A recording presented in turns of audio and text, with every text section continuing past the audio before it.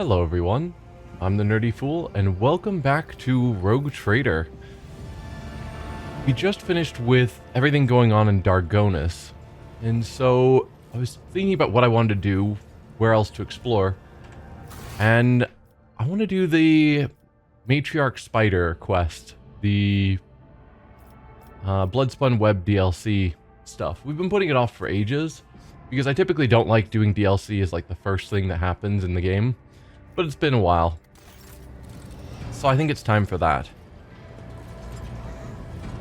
And I believe for that we go down here to a new compartment. And we're going to the freight line. We definitely want to bring Cabela for this one. Who else?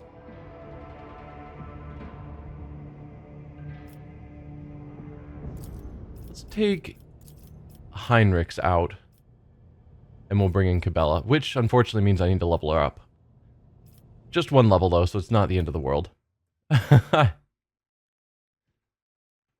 ups can take a while in this game, but I hope it's not going to be too painful.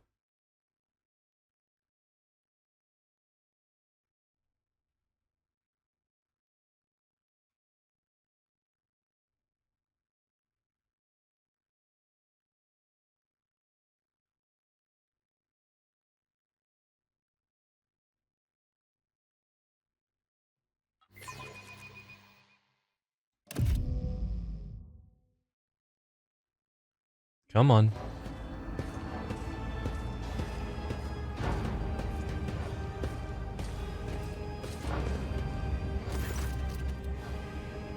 Edok Frenzo. I don't think we've seen that name before.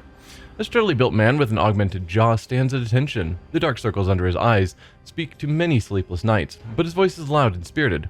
Welcome to Freight Hub LD987/A14, Lord Captain. I'm Edok Frenzo, Captain of the Enforcers in the lower deck, Bay LDA-14. The Master-at-Arms has assigned me to be your liaison for the duration of your stay here.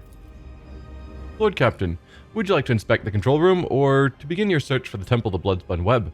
He says the last part with obvious concern. It seems you were prepared for my visit. How did you and Sarback know I was coming? Do you know how to reach the Temple of the Bloodspun Web? Here to inspect the entire compartment. I'm curious to see how people on the lower decks live. Why I'm here is no business of yours. How did you know I was coming now? The Master-at-Arms ordered us to be on standby after the Bloodspun Web openly invited you to visit their temple. We have been awaiting your arrival every day since then, Lord Captain. Wow, that was weeks or maybe months ago. Good job to you to be ready to go on a moment's notice for that long. Do you know how to reach the Temple of the Bloodspun Web? It's supposed to be like a tricky path that we are supposed to look for signs to slowly follow. So my guess is no. And certainly it would ruin the experience if he could just tell us, yeah, you just go through that corridor. I'm sorry, Lord Captain, I do not. No one knows. The cultists are too adept at hiding and keeping their secrets. And it worries me that you might have to walk around the entire compartment looking for the temple. Why are you worried? Is there a problem with this compartment? The lower decks are not suitable for someone of your status, and it's not just the grime of the crowds of brutish laborers. I suspect that the entrance to the Temple of Death is hidden in some dark corner where you might encounter criminals or contagious outcasts. With the kind of riffraff that dwells there, you might even be attacked. Cassia shivers. Such ghastly places you describe. We are not headed there, are we, Lord Captain? I mean, we might be. He frowns. To put it bluntly, although the Bay performs its functions well, even its more civilized sections are sorely lacking in discipline. I was only assigned recently, so I haven't had time to straighten everything up. Since doing so will require making some serious changes, I'm not inventing excuses, Lord Captain. As the officer in charge, I accept full responsibility for what takes place in this compartment. Being assigned here seems almost like exile. Did you commit an infraction? I hereby offer my assistance, Captain. I shall conduct an inspection and share my thoughts on how to change this place for the better. Reasonable statement. Not a, I'm going to inspect it and then punish you, but since I'm going to be here anyway, we can work together on getting this place sorted out. I like that one. Rejoice, Frenzo, for the Lord Captain himself has deigned to deal with your problems. Rest assured, I will provide you some crucial guidance once I am done inspecting the bay. Similar, but more pompous. The situation in the bay does not interest me. I'm here on business, and I have no intention of staying any longer than I need to. Now, I'll offer my assistance. Do I want to ask him about exile first? I'm curious, so I will ask it. Being assigned here seems almost like exile. Did you commit an infraction? Frenzo shakes his head fiercely. No, Lord Captain, quite the opposite. I was commended for my service. This compartment has always been a troublesome one, and the Master-at-Arms assigned me here because she thought highly of my merits. I am honored to have earned Mistress Sauerback's trust. What do you think of the lower deck officer, or what do the lower deck officers think of Jocasta Sauerback? Mistress Sauerback possesses all the personal and professional qualities required to lead the enforcers efficiently, Lord Captain. He enunciates each word with pride, but you notice drops of sweat on his brow. Yeah, she's fierce, so I wouldn't want to speak poorly of her either. Well, I offer my assistance, Captain. I shall conduct an inspection and then share my thoughts on how to change this place for the better. But Frenzo stops himself mid-protest and assumes a more compliant tone. In that case, I urge you to remain vigilant. The freight trains move at great speed, and the inhabitants of the residential units are despicable rabble. One must never drop one's guard around them, and Emperor preserve you from stumbling into the pestilence pit. That's where the madmen and the lepers live. You just have a section here to store madmen and lepers? Okay. Tell me about this station. Hub LD 987/814 connects to the lower decks freight, residential, and artillery bays. Our task is to monitor the flow of the labor force and prevent supply disruptions between bays. Who maintains this hub? Traffic controllers. They're technomats, trained by priests of the machine cult to keep the sacred cogitators in working order and prevent train collisions. The consequences of an accident like that would be easy to imagine, especially if one of the trains was carrying macro cannon ordnance. It's fair. Also employed here are an enforcer squad, a team of inferni, the clerks who keep the cargo records, and a medicae officer. A fine chap whose medicine of choice is a bullet. May the God Emperor forgive him. Medicae officer whose choice medicine is a bullet. Fantastic. Only in 40k. Not every void ship can boast its own railway. That is true. Usually higher class ships are the ones that get trains, but it's far from the greatest thing a rogue trader's warrant can see done. The credit here goes to Lady Theodore's predecessor, on whose orders the Adeptus Mechanicus assisted in birthing the miracle of sacred engineering from the womb of the dynasty's flagship. What's the situation on the lower decks? Most of the locales unload trains and sort provisions. We give maintenance jobs to the more capable ones. The rest are reserve workforce. Whenever crew are lost on a deck, we find replacements from among those rats, and if extra hands are needed anywhere else, there are always more than enough volunteers eager to work for rations. They even queue for jobs. The rabble cause you no problems, I hope?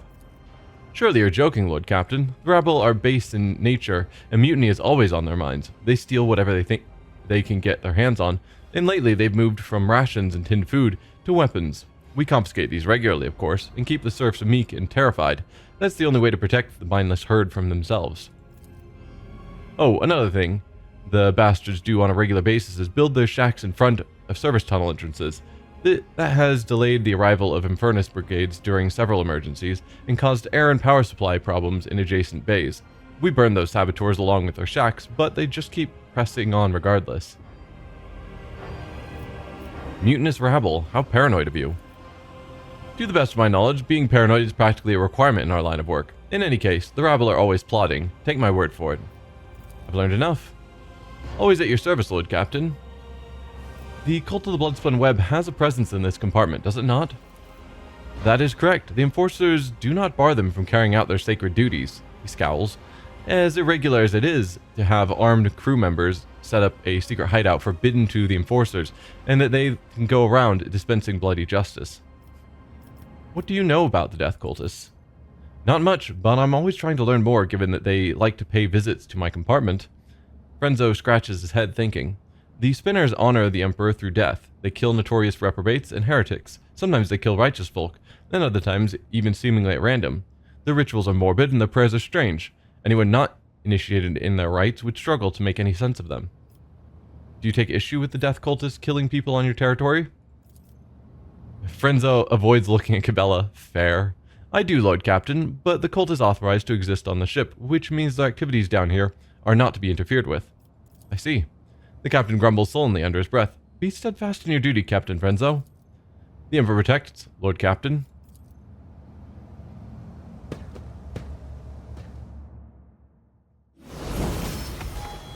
Blood is my life. This is a lot, but it gave us a bit more information. Alright, we have been boosting her strength lately, which has helped her do a bit more damage. Which I think is good. We could boost some of the odd-numbered options, intelligence or willpower, but I don't think those really matter to her. So I think I'm going to go for strength again, since we can't boost agility. And then skill-wise, Medicae, Demolition, and Carouse are apparently her best. Who do we have for Carouse besides her? Abelard. He's regularly in the party, but not always. Sometimes we choose Heinrichs. So having a backup Carouse person could be good. Demolition, we have quite a few people that are reasonably trained in it. I guess of our current party, it's just Argenta. But I think Iliad is also trained in demolitions. In the Medicae, we also have several people. In this case, just Pascal. I think quite a few of her abilities run off of Medicae.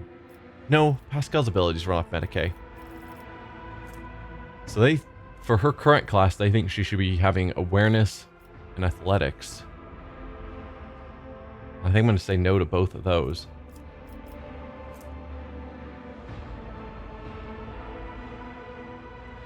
Is she my current best demolitions?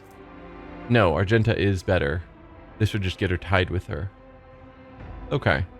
Because demolitions gets used fairly regularly.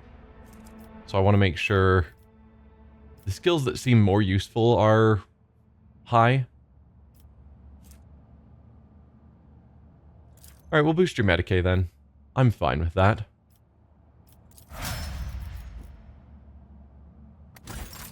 Alright. So now we are doing an inspection of this area, as well as looking for clues about the Bloodspun Web. Server Overseer makes a note of everyone who passes by its station. I guess let's just sort of wander around and see what we find.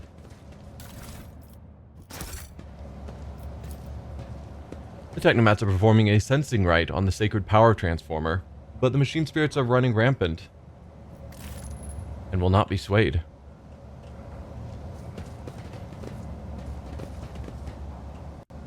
Well, that seems like a very obvious sign that says go that way for the Bloodspun Web, I'm guessing.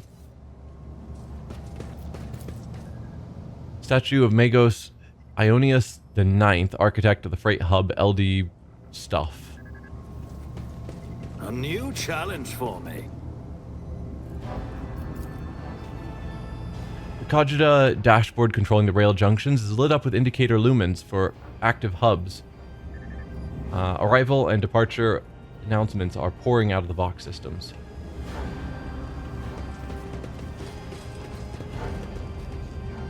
Okay, that looks to be everything. We could talk to this guy a bit more, just see if he has anything more to say. He does not. So ready to continue. Is that blood? It can't be. We scrubbed the deck 3 times right before the rogue trader came. Voids, take me. The captain will have our heads.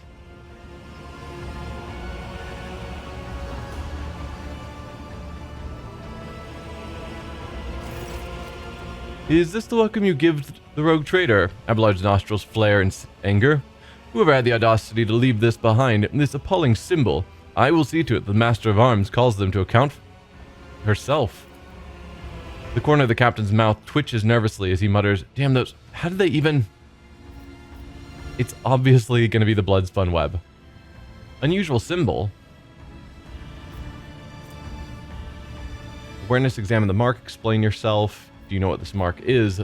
Scrub it out this instant and punish anyone who had a hand in it appearing here. I will not indulge the death cultists by partaking in their mad games. No, we're here to partake in their mad games. Examine the mark. You've seen this sort of symbol before. Death cultists carve bleeding marks like this into their own skin.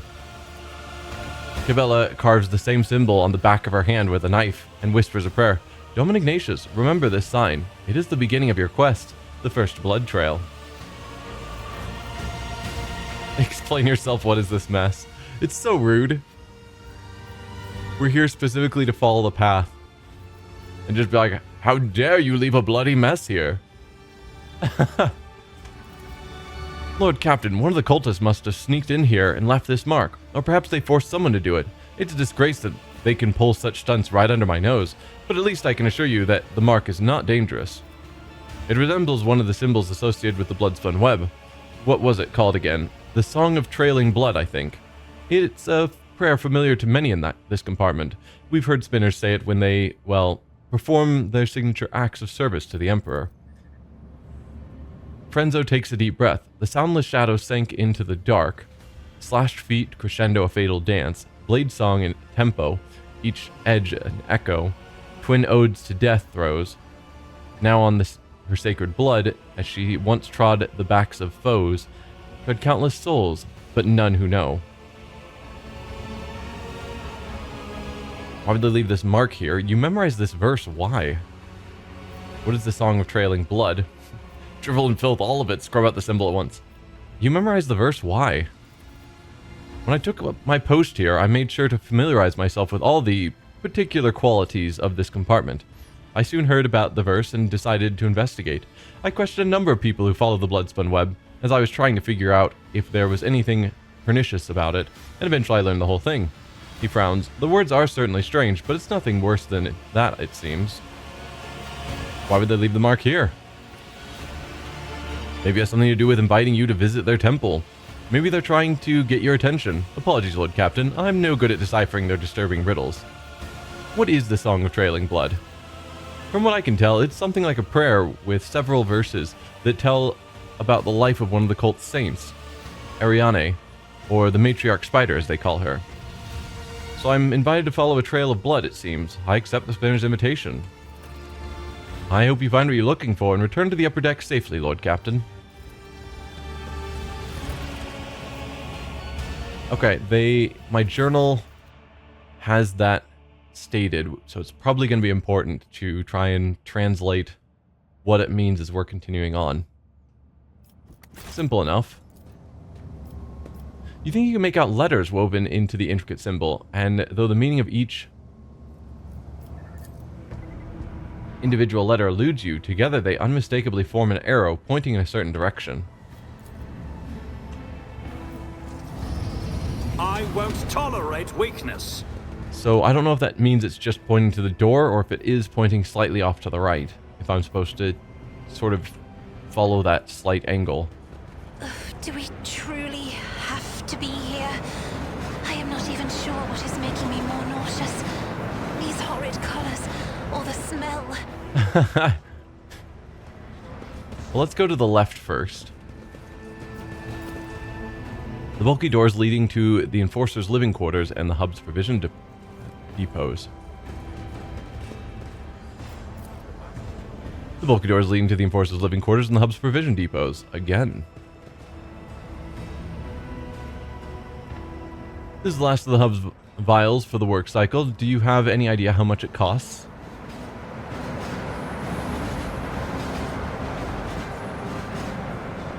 There, 57 ration cards. It's all I've got, I swear.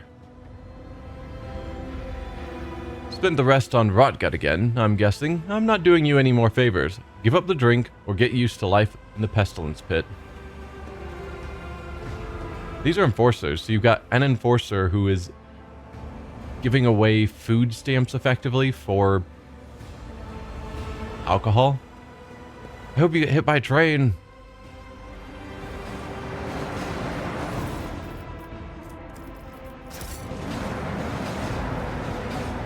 Huh. Doesn't speak highly of the enforcers. Victory awaits. I thought there was a sound that we'd spotted something, but I guess not. The rotting guts of someone unfortunate enough to be flattened by a train lie glistening on the track.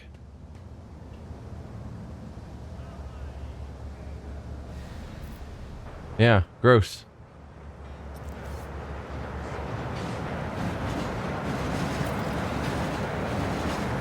We heard the rogue traders come down from the upper decks. Okay, we can see another arrow pointing. It seems like this is not going to be hard to follow the trail. The longer you stare at the mark, the quieter the sounds of the station become. The shadows grow longer and seem to stretch in...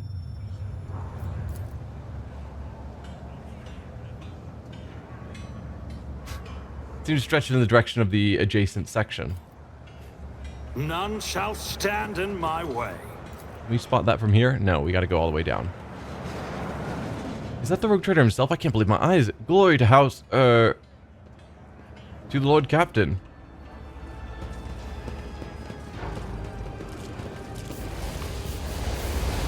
Alright, so that's where we need to go.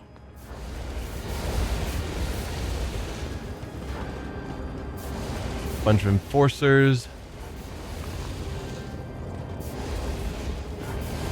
Okay.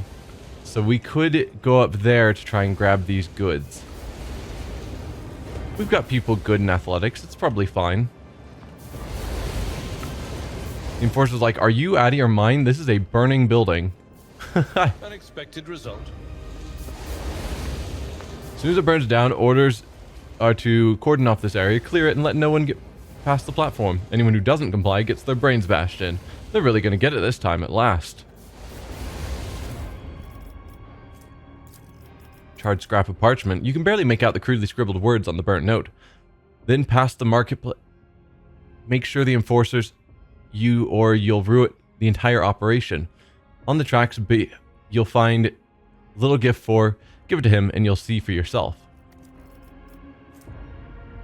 Past the marketplace. Behind the tracks. You'll find a little gift.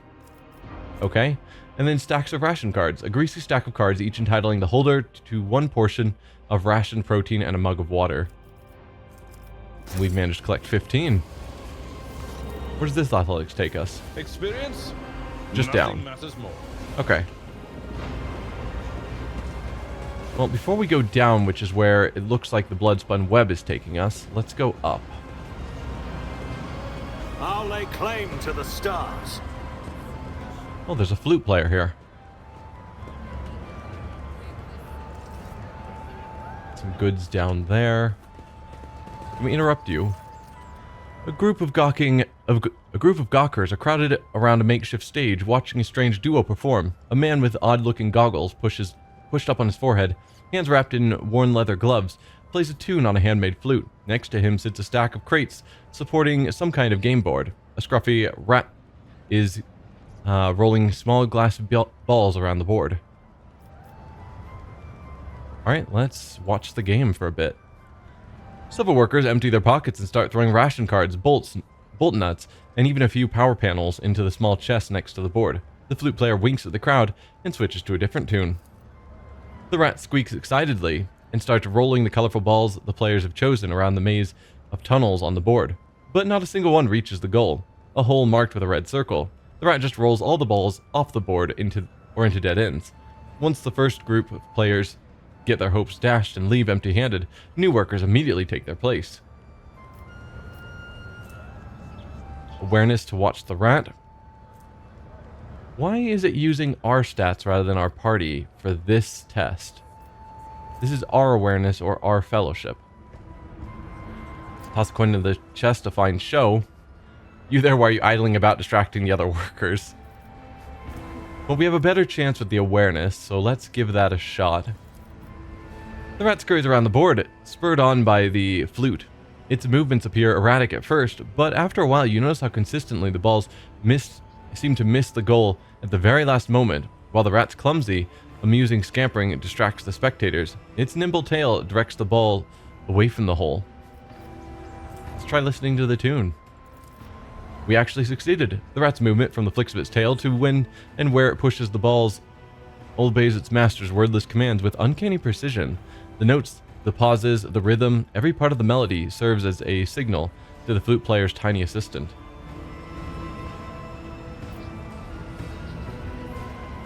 We'll toss a coin into the chest, a fine show. I'm not gonna... I assume if there was something wrong with them all being here, the enforcers would have done something about it. So, a fine show. The crowd, which has been too absorbed in the performance to notice your presence, turns to you, expressions of frightful awe appearing on the workers' faces. Many start whispering prayers. The flute player's clear eyes widen in surprise, then with an open and friendly smile, he says, "Many a grand story of the Lord Captain's generosity is told. I swear on my own flute today, I will add another. To a fortune peddler, the Lord Captain's grace is a gift from fate itself." He applauds you with gratitude, and the workers timidly join in. "Perhaps you would like to trade us some of the captain's fortune of yours, your lordship?" The flute player bows respectfully and gestures at the game board. The crowd buzzes with anticipation. "Who are you?" "I am but one of many." The man gestures broadly at the teeming station. A voice in the crowd, a cog in the mechanism. "His humble servant. Flute player is all they call me, because that's what I am. I make up tunes and give the people a respite after a hard day's work." "This is a curious-looking flute. How did you come by it?" He pats his instrument gently. "My mother loved music. She used to hum beautiful melodies to me, and when she passed away, I carved this flute from her hip bone and learned to play, out of sorrow and respect for her memory." "Play one of the local favorites for me." The flute player smiles mysteriously and brings the flute to his lips. A simple, brisk melody pours out of the instrument. The glum faces of workers and traders soften a little, and the tunnels around you seem less squalid than before. Long after the music has stopped, many continue to whistle the unassuming ditty.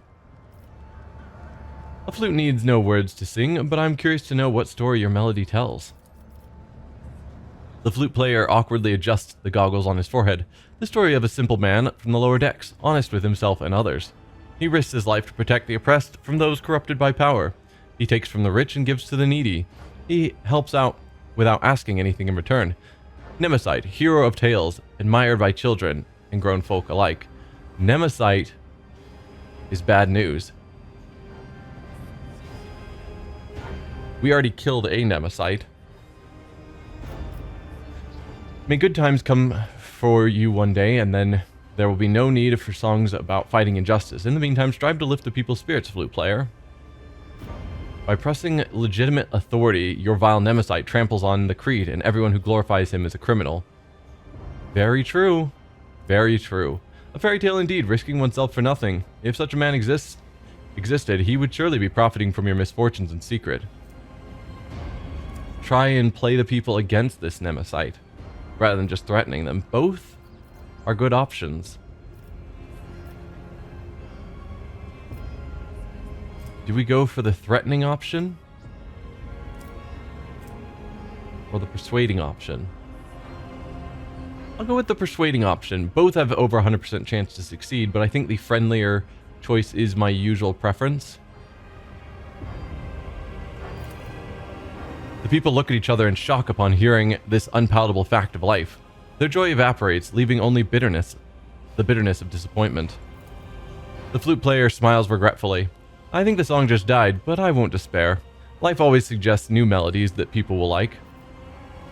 "So are you suggesting we play a game?" The flute player smiles eagerly. "Please bless our little lark with your attention." "Explain the rules, then we can either play fair or cheat." "Explain the rules of this game to me." "It's simple. On this board, you play with fate. Choose a ball and give it to Bolt, my rat. If she rolls your ball into the pocket marked in red, within 3 minutes you win. If she doesn't, you lose. Simple." And he is actively controlling the rat.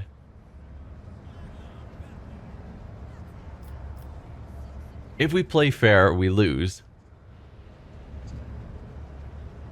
If we cheat, we'll probably win. I don't know what cheating involves. I'll play it fair. The idea of cheating the poor riffraff on the lower decks out of their money just because I know that he's cheating himself. Like, I could, but I have so much money that it's like the idea of being like, how dare you steal a food stamp from me? I'll give it a try. The man readies his flute, and the rat dives under the board. You hear clawed feet scrambling against the crate, and a few moments later, a green ball pops out at the center. The rat almost manages to get the ball into the hole, but sharply changes direction right at the last moment. Then it happens again, and again. At last, the ball hits a dead end, signifying your defeat.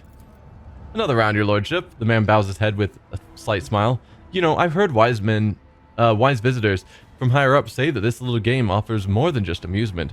They say it's an opportunity to test different strategies, to learn more about others and yourself.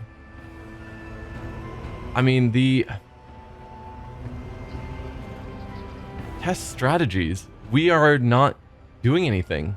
We're throwing money in, and it's up to him and his rat to get it into the hole. Like, what? This isn't chess. Or Go, or any sort of strategy game. Play fair, we play again. Cheat, it should be amusing. Cut a button from your sleeve and throw it to the man. I have had my fill of entertainment for one day.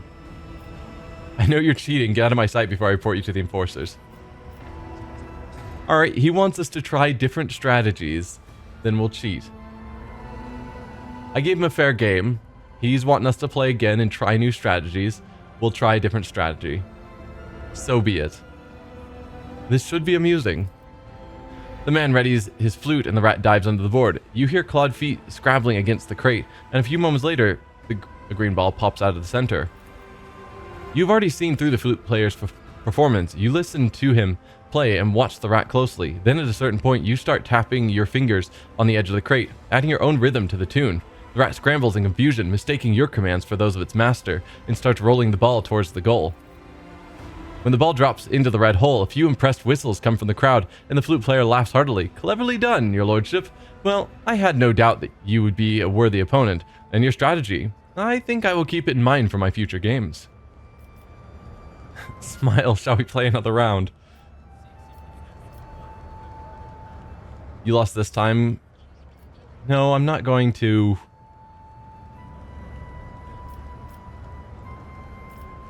I don't want to end this with threatening enforcers on him. Shall we play another round? I'm sorry, your lordship, but I don't have anything left to play for. He smiles sheepishly as he turns out his torn pockets. I hope you have enjoyed yourself. I certainly won't forget my fateful meeting with the Lord Captain. The flute player clears the board in one deft movement and begins a new tune. Alright. We handled that fairly amicably. Which we could have been super rude about it since he does glorify Nemesite. But it's fine. Nemesite's dead.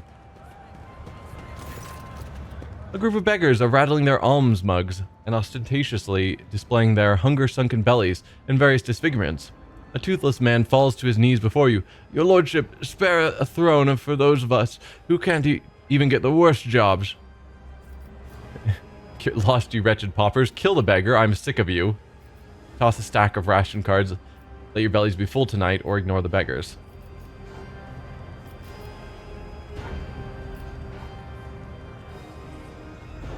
I mean, I'm certainly not gonna kill him. Sure, we've got the ration cards we picked up. I have no need of them. So, at least for one night, you guys can have food. Praise be the Lord Captain. The poor descend on the alms like a pack of gutter rats, each one scurrying off to their own corner with what they grabbed. Good luck, you guys. Oh, Montega is down here. Your lordship, please, a ration card. Sorry, I gave them all away.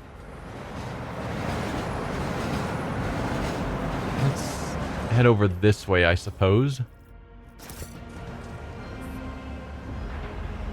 Your name is Deadman?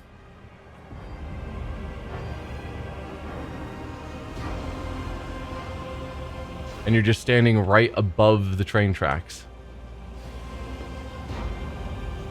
Well, that's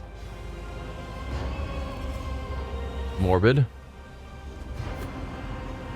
Follow my lead. Well, Deadman hasn't jumped yet.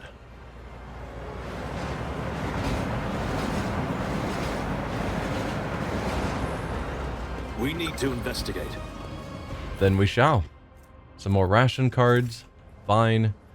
Enforcer, greetings, your lordship.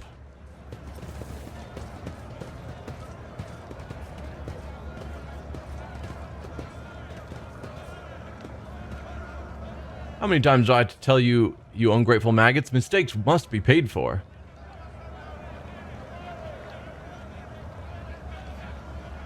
Have mercy, in the throne's name, I beg you.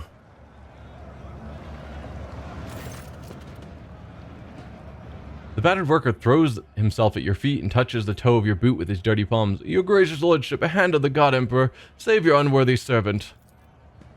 Get lost. The enforcer's heavy baton pummels the man's back and shoulders several times. His bones crack audibly. My sincerest apologies, Lord Captain. Your boot. I'll clean it right away. A murmur of discontent breaks out among the gawkers who have gathered around. None of the workers dare come closer, but the anger on their faces is plain to see. Stop the enforcer. I intend to hear this man out. Let the enforcer do his job. Make it quick. I have places to be. Kick the worker out of my way, blasted filth. Or leave. I have no time for this. I intend to hear this man out. Your lordship, I work hard and never even take breaks to rest, and all I earn is 7 ration cards with 15 mouths to feed back home. The enforcers shake me down every shift, just like they do every other honest hard worker who... You have 15 mouths to feed back home? That is an absurd number.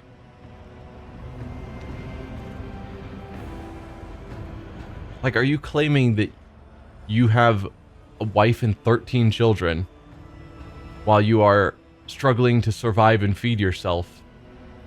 Because I doubt these 7 ration cards is something new. So do you guys just keep having children when you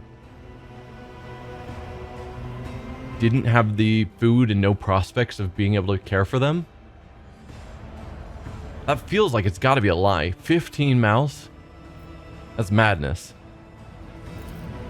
Enough whining. You and your pals lifted a box of Nutribars a few watches ago, and 2 canisters of water before that. I didn't beat the life out of you because I took pity on you, and this is the thanks I get? You quarantined the hub for 20 watches and refused to give out rations if we didn't have cards. Cards we had no way to earn. And today you earned 15 cards in a single shift because you do the work of 3 people, right? Or did you take your pals to a dark corner somewhere, do them in, and take their share? I didn't do them in. It was an axe. The worker stops himself, cowers and whimpers. They got their heads bashed in by crates. The dead don't need rations.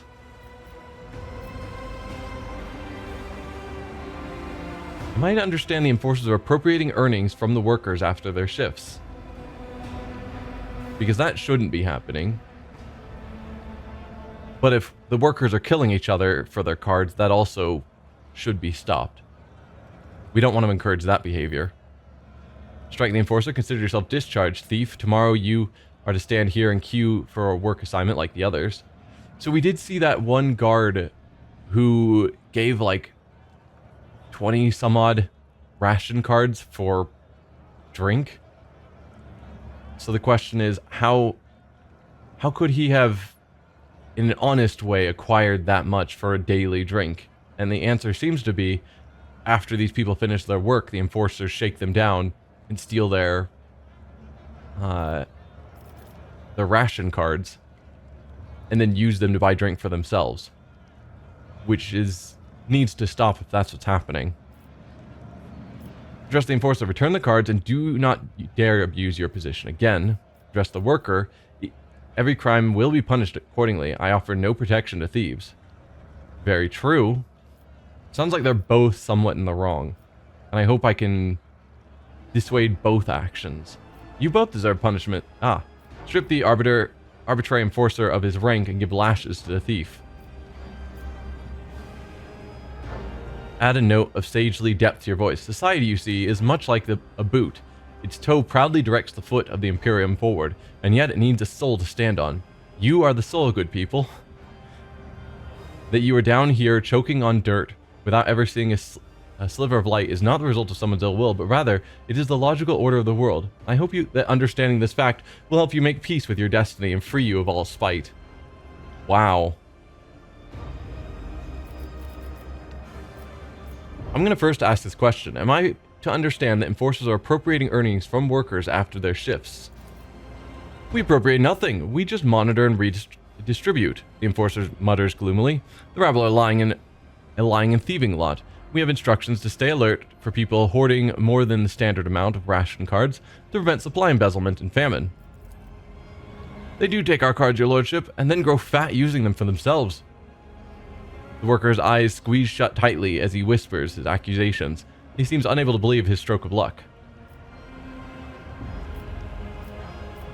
Yeah, you both deserve punishment. We don't want to encourage theft on either side. You both deserve punishment. Strip the arbitrary enforcer of his rank and give lashes to the thief. The worker snarls at the enforcer, who has suddenly gone pale. Didn't expect that now, did you? Once my back stops hurting, we'll see how brave you are without your baton. Low, insistent dissent begins to rise in the crowd, only to die back down as soon as the enforcers brandish their batons. The murmurs immediately turn into pleas for mercy. A sullen, red-bearded man with keen black eyes draws your attention. His oddly piercing gaze seems to size you up the whole time you were speaking, but now he has hastened to conceal himself behind the gawkers. The next thing you know, you're watching him hurry deeper into the tunnels. The discharged enforcer, surrounded by spiteful leers, glowers at the crowd as the beaten worker laughs uproariously, seemingly far more pleased with the other's misfortune than troubled by his own sentence. Yeah, to some extent we've taken some of the enforcer's power, which will make it harder for the other enforcers to keep things in line. But theft of their goods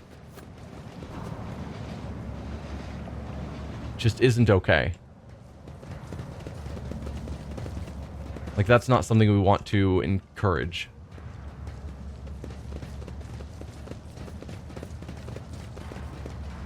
Greetings, your lordship. Alright, let's go this way, I suppose. Nothing's impossible for this old officer. Grab all of these goods. Oh, that was the whole thing. Thought we'd have to loot each thing separately. So we've got a door over here. It's about time. Oh, we have goods here that I missed. We'll want to grab those.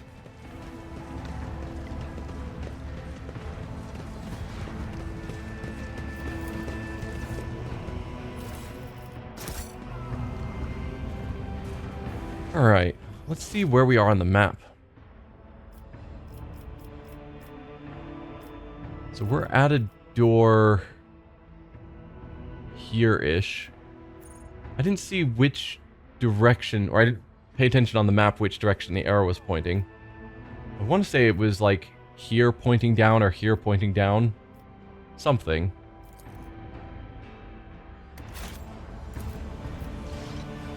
Probably not here, so let's check this out first. This exploratory Victory awaits! is blessed with multifunctionality.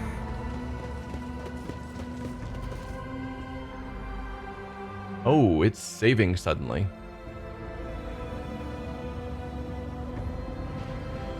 Ah, we found some sort of thief's den. Alright. Out of curiosity, what's our marching formation? Really terrible. We got our two ranged people up front. Or two of our ranged people up front. Alright, Abelard, you are up front with Pascal. Then Cabela, Argenta, myself, and Cassia. I think that's a lot more reasonable. Hello, thieves. Several people are eagerly rummaging through a rack filled with weapons from the Enforcer's arsenal. A big man with a pockmarked face is the first to react to your presence. He attracts the others' attention with a piercing whistle and barks out, "Who are you? There's not supposed to be anyone here." "Ah, it doesn't matter. Identify yourself." Let's first take a closer look at the suspicious individuals. Makeshift armor peeks out from beneath their ragged clothes, and their battered weapons display a patchwork of crude repairs. The group stares longingly at the rack where the good plasteel gleams, restlessly clutching their humble weapons. You notice that the little finger on every person's right hand has been cut off. It is hardly a coincidence. Abelard helped these wretches realize the full extent of their unenviable positions. Basically, again, Abelard announce us. Or I can announce myself. Who I am doesn't matter. What are you doing here? Or just start attacking. Abelard helped these wretches realize the full extent of their unenviable position. Before you stands Lord Captain Ignatius von Valentius, master of the vessel and everything on it, including those goods you are pawing at, with your unwashed hands and your miserable lives as well. The people turn to stare at you in disbelief and exchange heated whispers. The excitement is interrupted by the leader's roar. "What are you gawping at? Hurry up and bend your backs, as is right and proper." "Your lordship, you must excuse these blockheads. I was taken aback myself. It's not every day you see the rogue trader in the flesh. And as for this," the man casts a grim glance at the rack, "I won't insult you by denying it. You've caught us red-handed." "Who are you?" "The Hard Nines, a gang. I mean, a brotherhood from Transport Bay 9. Don't think we're parasites. We do our bit for the prosperity of the ship. We sort of, assistants to the Enforcers, self-appointed. We make sure that order is maintained in the compartments where the Enforcers are too lazy or greedy for bribes. We put a stop to robbery and free thinking, and, well, we accept a small contribution as a show of thanks." "What do you want my weapons? Are you going to rebel?" "You obviously did not expect anyone to be here. Are the Enforcers providing cover for you?" "You all have your little fingers cut off. What does it mean?" "Why shouldn't I execute you on the spot?" "Suppose you may be of some use. I shall permit you to take a few of the more basic weapons and leave. Serve the ship well." "Why do you want my weapons? Are you going to rebel?" "To do business." The gang leader smiles ingratiatingly.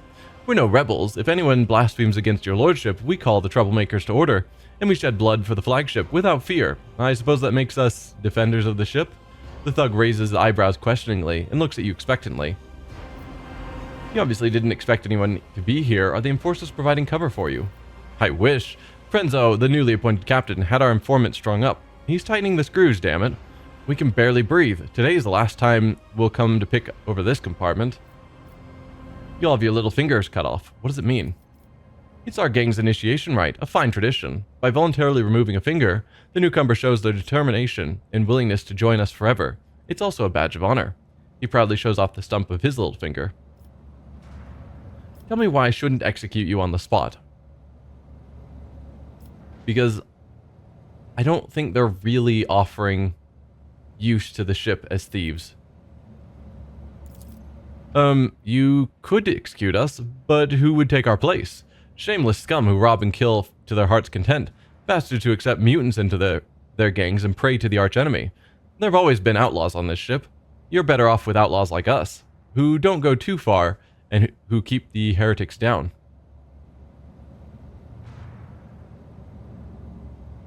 I mean, he has a point, but this is also the compartment with the blood-spun web. And so I would assume they are doing the same goal you claim you're doing, but doing it more officially.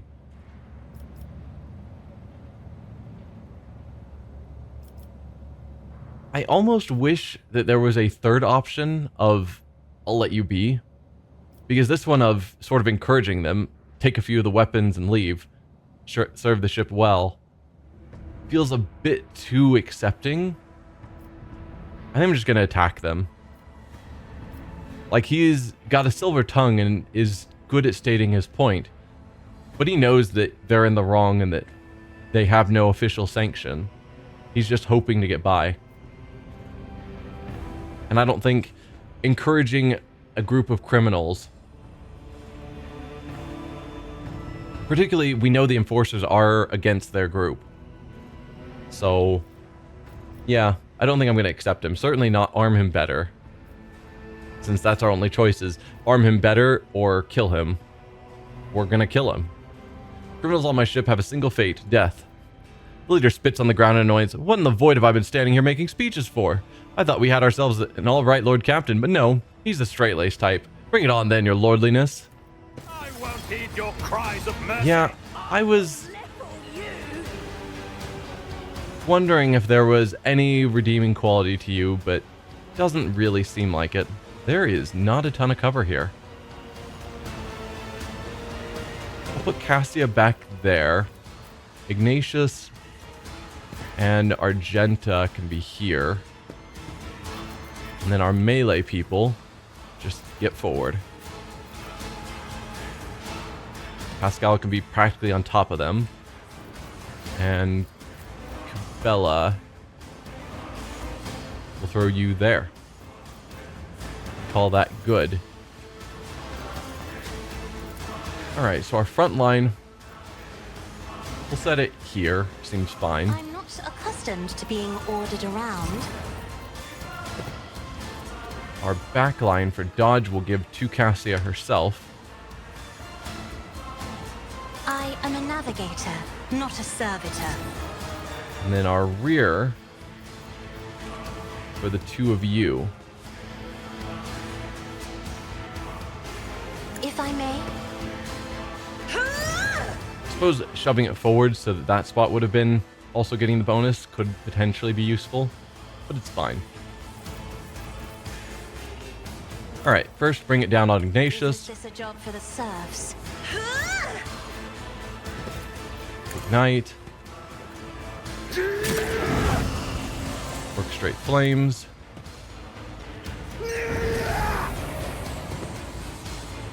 And turn. 3 more points.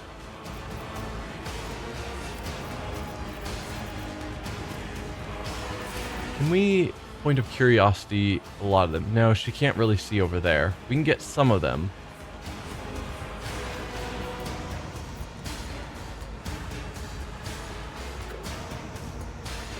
Yeah, that hits a lot of them. And pulls more of them into that attack zone.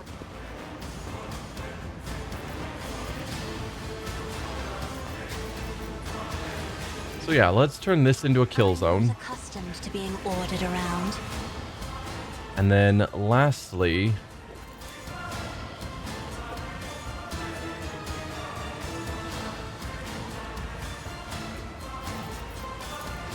we'll give a bonus to Cabela, I suppose. If you insist, Lord Captain. Call that a good end of your turn. Alright, Ignatius actually gets to go next. Oh, dude, if I lined that up. How much health do you guys have? I didn't actually pay attention. Okay, so they're all incredibly weak besides the leader.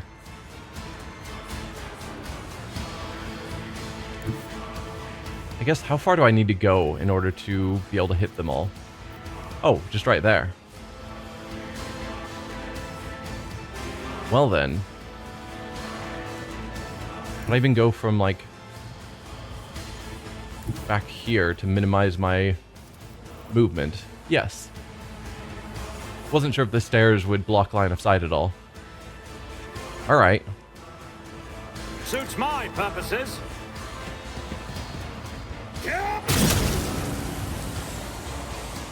I would give up if I was the rest of the thieves after seeing that. How did you miss all of them? And the leader. Never mind, maybe I wouldn't run away after that. All too easy.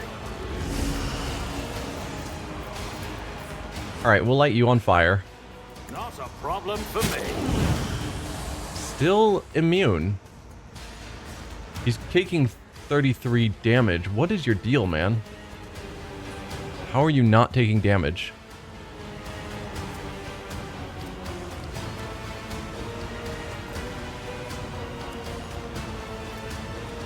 I don't see anything that claims...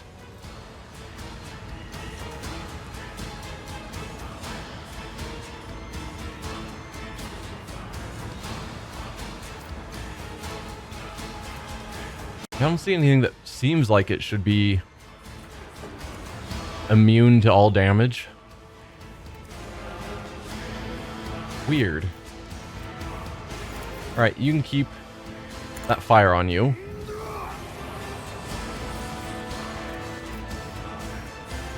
I'll move back over here into cover, and then we'll do inflame to increase the damage on you. Oh! Did I just do like 100 damage? Because you hadn't taken damage, it showed.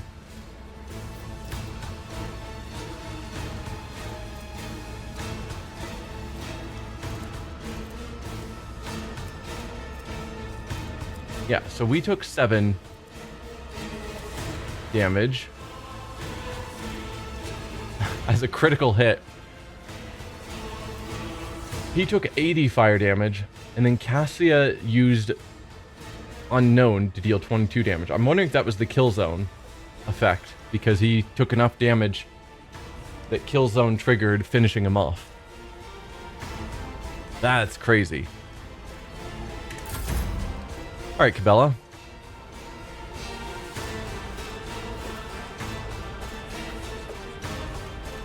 Any of these guys scary? No. So go here. Use your blade dance. Death is a blessing.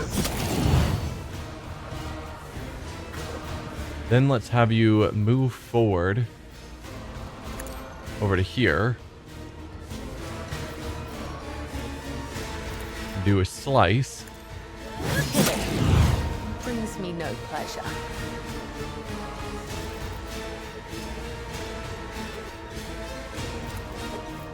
As You honor finish him off. the other side awaits. Yeah, they're having a bad day. Then just move as far as you can this way.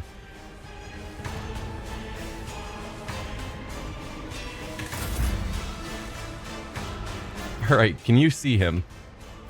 No.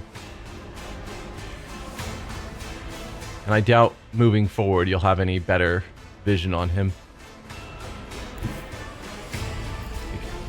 Might as well try, so you're not just wasting your turn. Still no vision. If we do run and gun, then from here you'll certainly have a shot.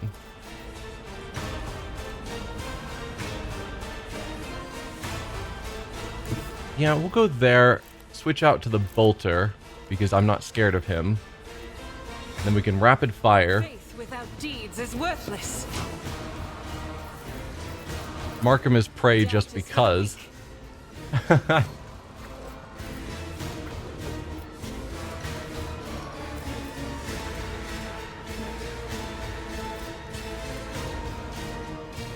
I'll do it. Pull the bold. Why not? And now shoot him with 8 shots. As the Emperor commands. All those 0 damages. Is a prayer. It's weird to me. I'm not sure what's going on there. Well, let's first go down here and see if there's anything of note. There is not. None shall stand in my way.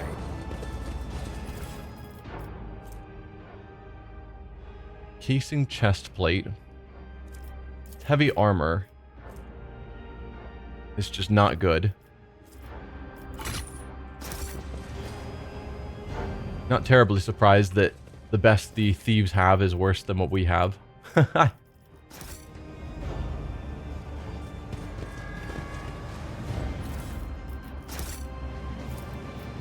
Pascal, take care of that for me. Success is an irrefutable certainty.